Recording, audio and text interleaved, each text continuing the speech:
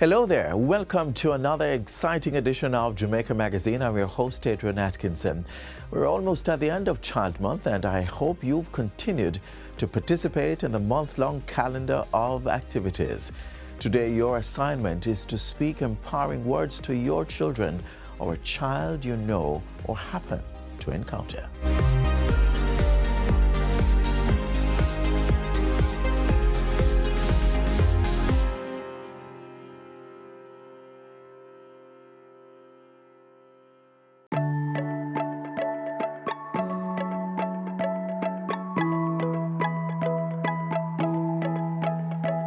Greatness is in your bones. I'm unstoppable. I'm a poacher with no bridge. I'm invincible. Yeah, I win every single day. We're looking for great things this season, and I know you believe it within your very core. And so we have committed to continue the support behind you and in front of you and beside you so that you can excel and you can do well and you can be your best self. I'm unstoppable. I'm a poacher with no bridge. I'm invincible. Yeah, I win every single day.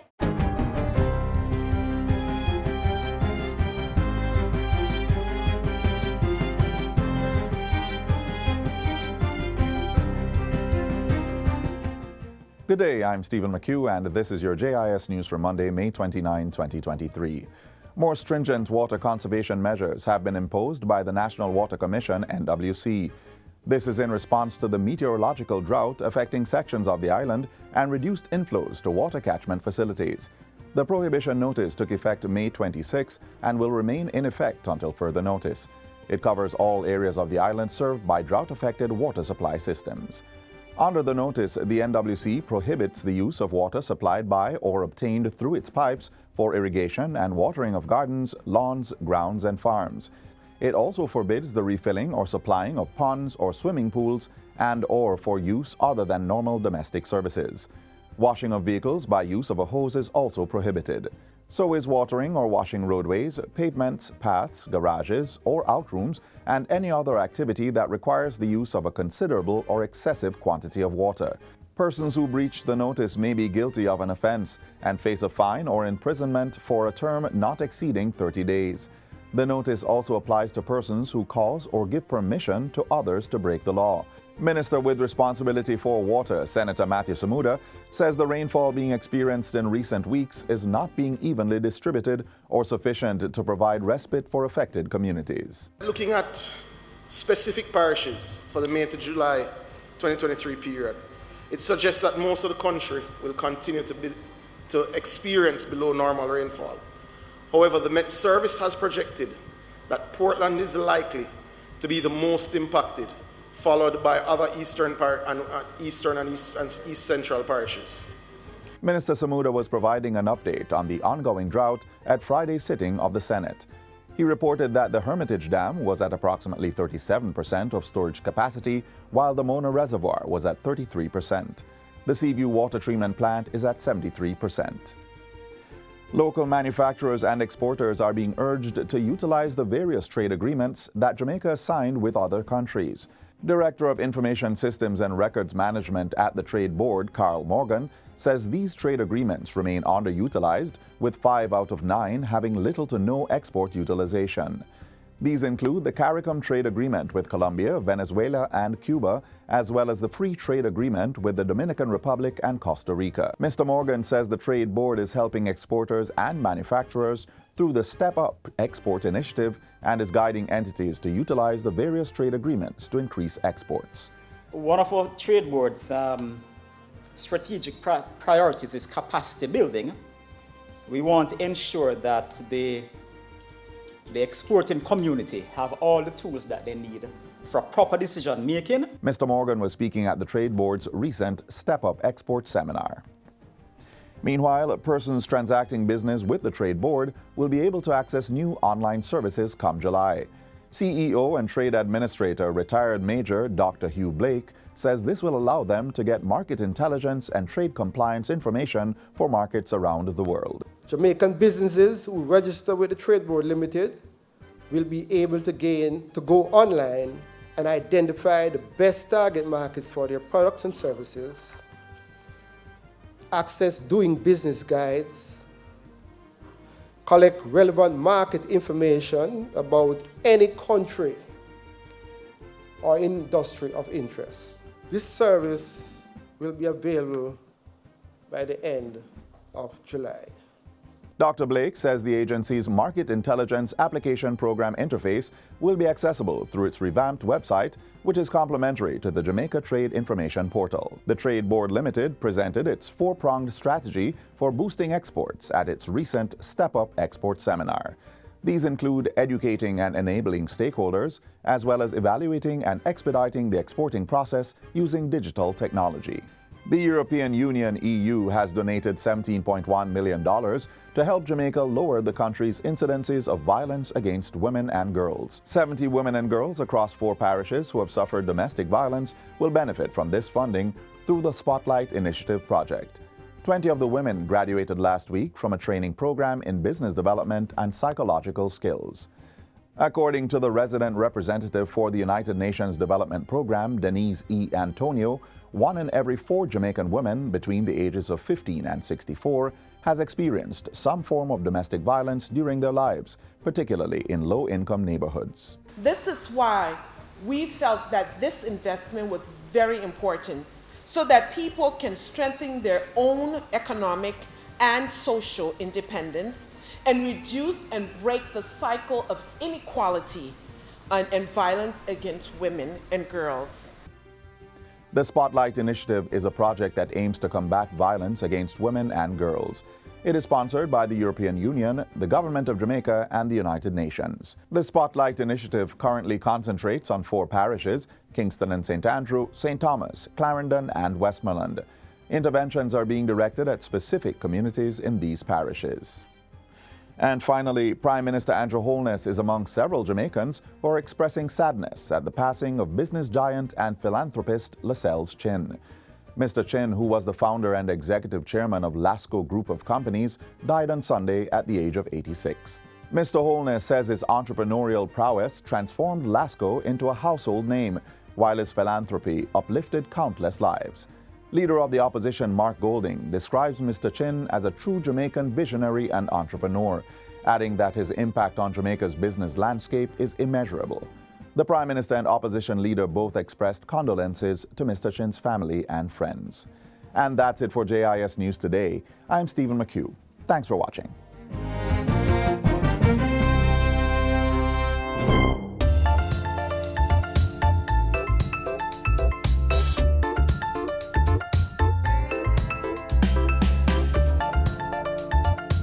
The world of work can be an exciting adventure, especially when you're properly prepared for the experience. And if your career path is in the tourism sector, then the Tourism Job Readiness Program might just be an option for you to consider. It was a very good experience. It was a very comfortable environment. It was very interactive. It opened my mind to what to expect within the industry. I am Dereka Williamson. I was a participant of the Tourism Job Readiness Program.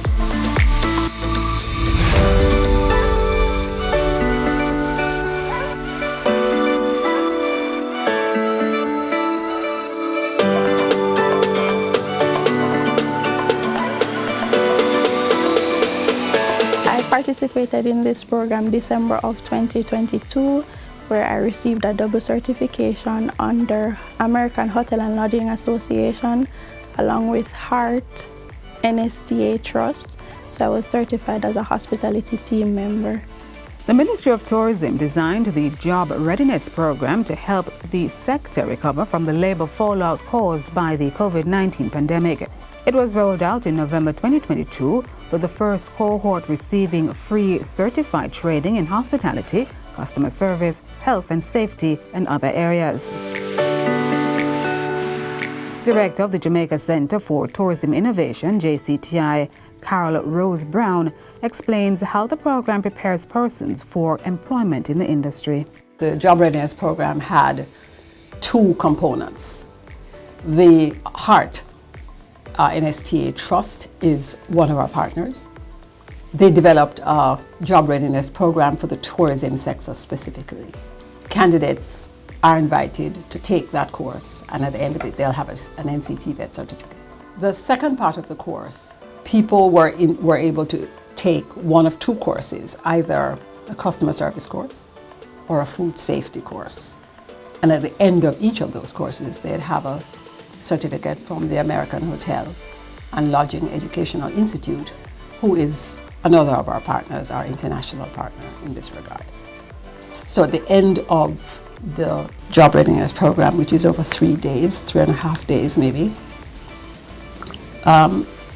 candidates will have at least 2 important certifications in tourism.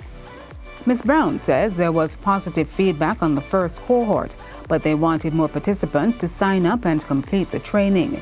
It's why the program is being revamped for the 2023-2024 financial year. We have commissioned a study of workers. This survey will include workers who have returned to the sector and persons who have not. We are attempting to understand something about what challenges, what obstacles potential employees see, and how they would want us to resolve, to react to treat these problems. That is one approach.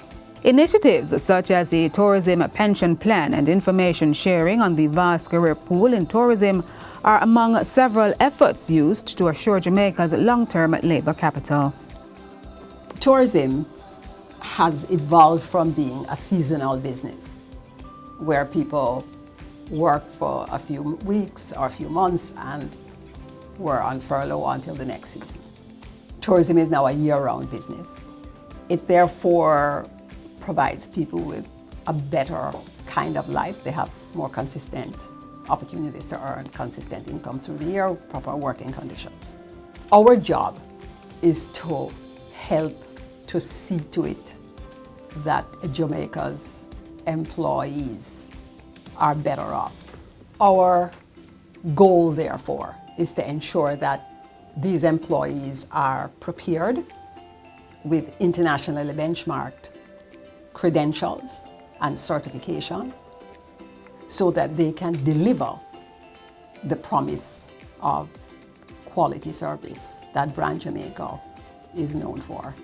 The approach to reimagining the tourism labor market is one that Mr. Edmund Bartlett is leading through what's called TEAM, the Travel Employment Expansion Mandate. The very base of our consideration was how do we reimagine the labor market arrangement, create an ecosystem around employment that enables both the employer and the employee to get a balance that provides, one, security on both sides. Yep. But certainly, because tourism is known historically to be seasonal employment, the issue of tenure became very, very important. So we have to look at that. In anticipation of the new format of the Tourism Job Readiness Program, more is being done to change the approach to working in the industry. So that is the goal, to ensure that our workers have internationally benchmarked certification and are able to attract higher salaries, better terms and conditions of work, and a position of respect and regard. I'm looking forward for us not to be viewed only as a tourism island, but this is our culture. So it's not that we're doing it because of tourism, we're doing it because it's our culture. So I want the world to see us as that. We're just doing us. So yes, I do plan to take up advanced studies in the tourism field. I am currently pursuing a bachelor's degree in hospitality and tourism management. My career goal is not only to be established within the hospitality and tourism industry, but to eventually have a business that I own personally add to even provide more employment opportunities.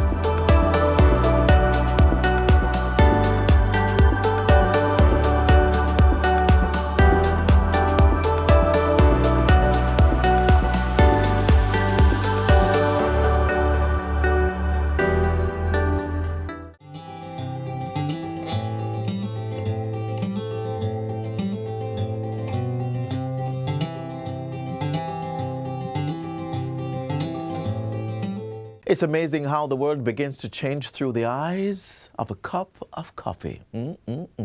Only a lover of this aromatic brew can understand the strength of those words.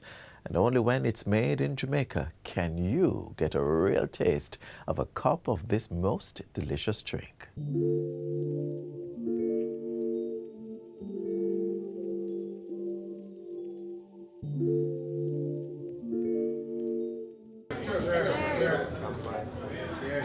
And that's the satisfying sound that coffee brings.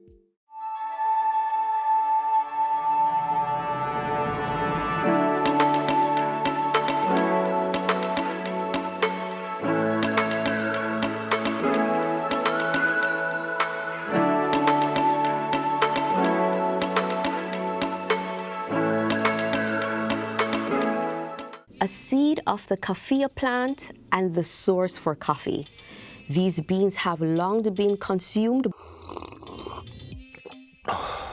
by humans since their arrival in Jamaica in 1728. Coffee beans have had a protracted and nuanced relationship with the nation's culture and economics. From then forward, our local farmers have dedicated their lives to cultivating this energizing source of nutrients in order to give both Jamaicans and visitors a flavor of the island with every sip. So how do our farmers acquire the knowledge of the land to provide this kind of provision? Well, here's one approach. We are here at the Blue Mountain Coffee Trade Day. We today at this coffee trade are here to trade with the farmers, providing them with the necessary information as it relates to training and extension service delivery. So what does this training entail?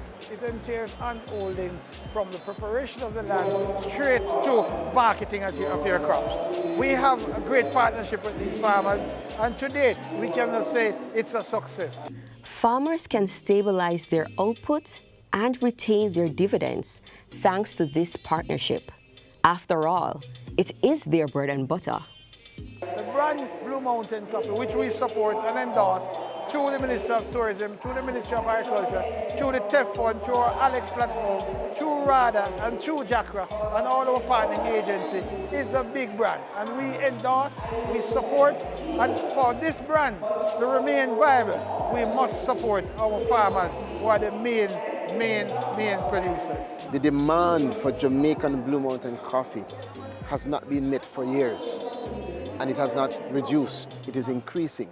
It means that it's an alert, a direction for the Ministry of Agriculture and Fisheries and the government and the people of Jamaica to say to ourselves, if the world is crying out for this product, let's find a way to grow it smart so that we can firstly provide sufficient amounts for our own needs here, diversify the range of products that we can produce here, and capture not just what we have already, but more markets across the world. Coffee is a common source of income for many people, contributing to economic growth and enhancing community livelihoods. So, how lucrative is this product? Right now, we are told that the boxes have moved up in price to 10,000. Some of the farmers will tell you that sometimes when they sell, they're not getting the full 10,000. So there's still some challenges to work up. But all in all, there has been a gain in terms of production and a gain in terms of price. Coffee beans are selected and separated before being used for drinks that can be consumed hot, cold, or iced. Where, though, is it cultivated? Meet the growers. I'm living into a farming community, and over 80% of our farmers in the community plant coffee. And we are told that we produce the best coffee in Jamaica and also the best tasted coffee in the world. I'm a member of FRODA, yes, and I always have support. As a woman in coffee, I don't have to work with anyone. I work at my farm. I prune it, I weed it, I fertilize it, everything I do. My farm is in Flamstead, East Rural St. Andrew. So the higher your farm is, the better it is. Taste and everything. Blue Mountain Coffee.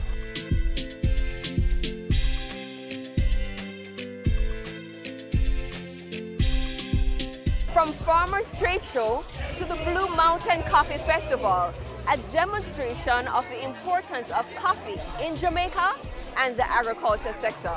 I drink coffee every day. I make love to my coffee in the morning, so I drink a strong cup of coffee every morning. We also come out to Blue Mountain Coffee Festival to come and see all the Blue Mountain farmers providing us with the finest and best coffee there is. The coffee is delicious, and from coffee comes many other products.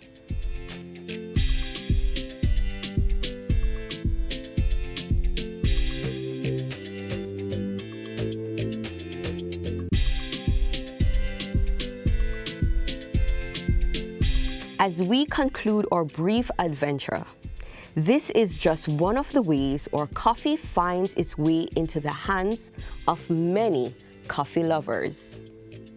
Our goal, though, is to reduce the fluctuation in the negative way and to have a sustainable and sustained growth in agriculture and growth also in the opportunities for coffee to be sold at a price where our farmers can really now say it is viable. We want our children to come in it, we want our wives to get into it, we want the whole community to be in it.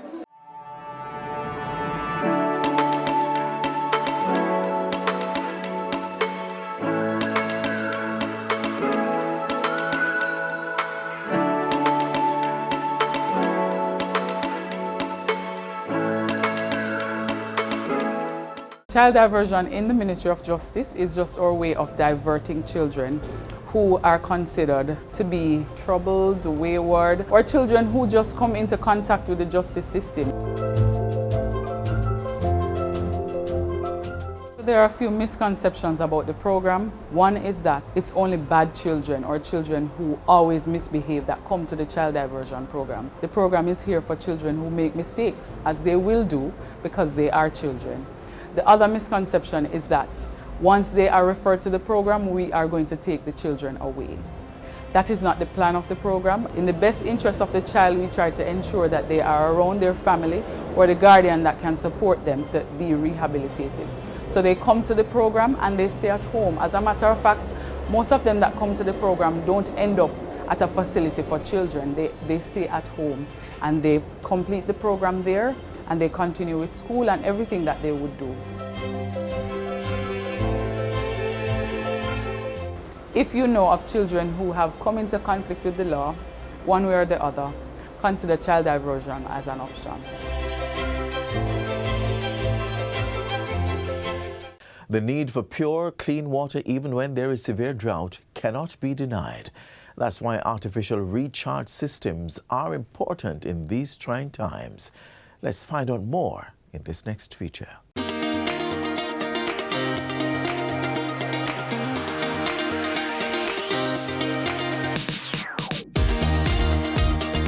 Jamaica is known for its tropical climate, which brings warm weather. While showers are possible all year round, the land is not free from periods of drought. January to March and July are classified as the dry seasons, with February being the driest month, on average producing just about 15 millimeters of rain, or roughly 3 rainy days. And so the need for artificial recharge systems.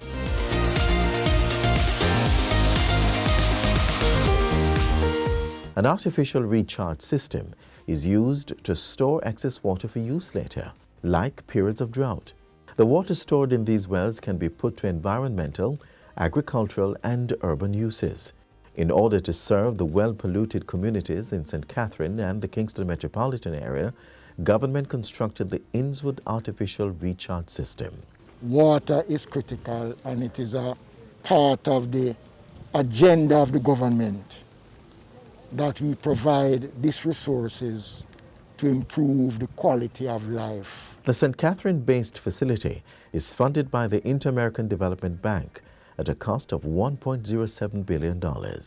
Situated on 68 acres of land, it is the largest artificial aquifer recharge system in Central America and the Caribbean.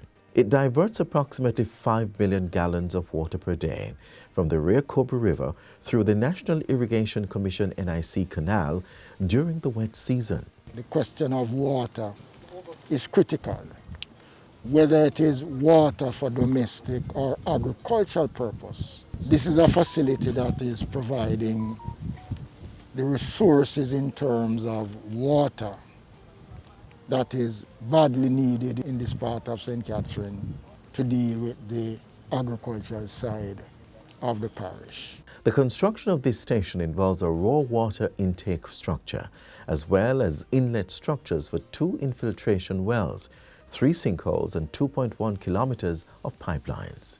The facility treats the raw water from the Old Harbour branch of the NIC Canal through a series of settling basins that remove sediments, pollutants and other particles. This will ensure that the water is of good quality. These wells need to be recharged to ensure easy access to potable water. You might see the water going away and going through the system, but it is being stored because it's going into the aquifer itself. This is a limestone aquifer, so it is very easy for that operation to take place actually, because the nature of the limestone, the cracks and the fissures is such that the injection of the water into the aquifer is guaranteed. Having seen the successful implementation of the Innswood Underground Water Recharge System, government is examining the feasibility of replicating it in Manchester and St. Elizabeth. Touring this facility, looking at the tremendous output that has been laid down at this facility. And this is something I will engage the technical people in a discussion on to see how best we can replicate this in other parishes where there is a severe need for this commodity, especially in parishes such as Manchester and St. Elizabeth, where, you know, that section of the island accounts for a significant portion of what goes to the market that is placed on the tables of the homes across the country. Water is a primary commodity in the development process. It is critical to production and the quality of life. We have the capacity to provide water, but it has to be done in a regulated and in a structured way. That is why we have a system like this in place to help to give that guarantee of the delivery of the resource.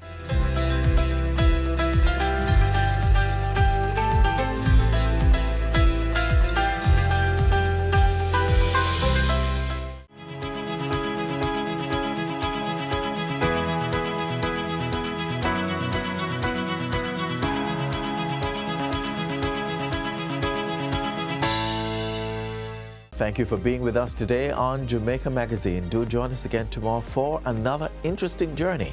Of course, you can visit our website, jis.gov.jm, for more news you can use. On behalf of the entire team at the JIS, I'm Adrian Atkinson, thanking you so much for watching.